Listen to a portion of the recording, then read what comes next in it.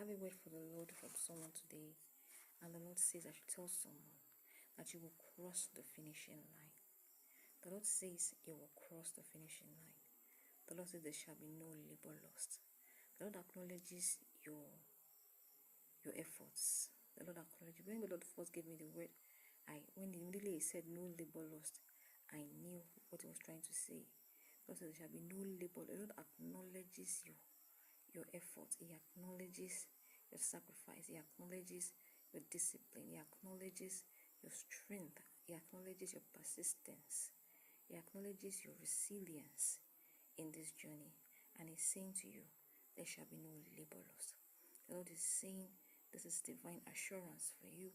You will cross the finishing line. The Lord is solidly with you.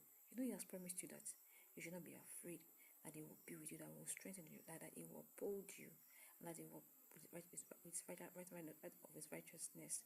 He also said that if you pass through the waters, it won't overwhelm you. If you pass through the fire, it won't burn you. Remember, He said that, and He has been faithful, and He's saying to you now that you would cross the finishing line.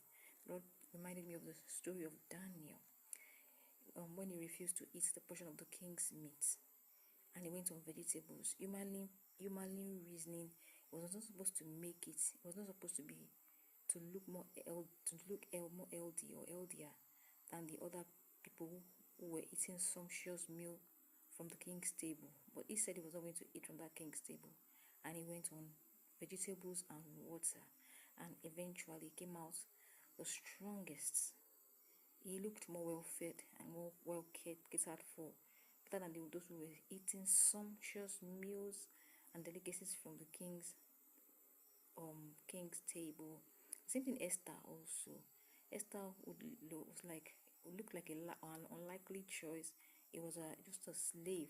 There were people of the land, young maidens, the land of Egypt, who were also beautiful, who were being trained. But because the favor of God was on Esther, she was able to make it. She crossed the finishing line.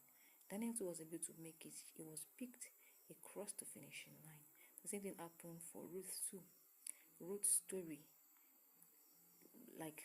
made her to look like an unlikely person that will ever find favor.